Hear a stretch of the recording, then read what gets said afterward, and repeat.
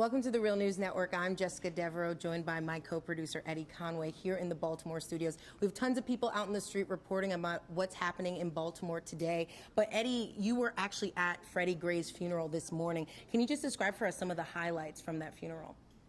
Yes, it was in New Shiloh Baptist Church. The church was completely filled. I believe it was probably 1,000 people there. Dignitaries from the state and the local government was there. The congressman, Elijah Cummings, the senator, the mayor was there. Leaders from across the country was there. Dick Gregory was there. Jesse Jackson was there. A number of people were there. The message that they put out was from the speakers that this situation wasn't just a situation of death of Freddie Gray, but it was a situation in which the community didn't have any support in terms of resources. The community suffered from the lack of opportunities for young people. There were no jobs in the community, institutional racism, the way in which the police policed the area was one in which was considered by a lot of the residents in the area to be occupation. So eventually all the speakers called for an investigation, and they ended that with no justice, no peace. Okay, and some of these protesters that the media at least is reporting them as rioters here in Baltimore, we have some of the images behind us, CNN is playing. Some of what you just spoke about are the conditions of this frustration being played out. Is that how you're seeing it? Well, yes, it's not just frustration, but Maryland has like the highest number of people killed in the last 3 years by a police department, 111 to date. It's higher than any other state. 41% of them were unarmed. A large majority of them were black. How many police officers were charged? No police officers have been charged, and I think the difference between what's happening here in Baltimore now and what happened in South Carolina just a month ago is like those officers were fired. An investigation was launched immediately. Here in Baltimore, there has been no feedback whatsoever. There's been silence from the government. There's been silence from the police department.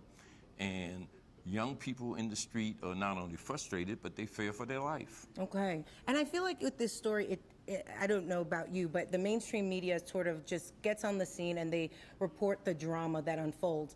But there was something that came out today that sort of propelled this narrative. Didn't the police department actually issue a statement that gangs were going to be colliding, or I should say working hand in hand against the police, and that threat actually closed down the mall that was across the street from the high school that let out. Can you just describe a little bit what you heard on the street? Yes, probably somewhere around or before noon, there was a statement released that there would be a riot at the mall. There was a statement released that gangs were plotting to attack police officers. In turn, and half an hour or so later, the mall itself was closed down. Around 2:30 or 3, a lot of the schools were locked down. There was reports that there were white supremacist groups that were going to attack the students in the schools and that kind of stuff. Around 3 o'clock, they let the students out, but they had the entire area carted off, and the students had to go through a gauntlet of police. And that's what happened. There was a clash up there in that particular area where those students were let out of Douglas High School, and they had to make their way to the metro station, and the metro station was closed down. So they had no way to get home, They had nowhere to go. They had nowhere to go and nowhere to get home. And at the same time, they was confronted with not only police officers, but armored vehicles. Okay, and we saw some of that footage on CNN here, and we're going to roll some of that in for you guys too. Well, and I just want to add something else. At that very bus station, the metro station in Mondawmin, there has been continuous harassment of young people after they get out of school.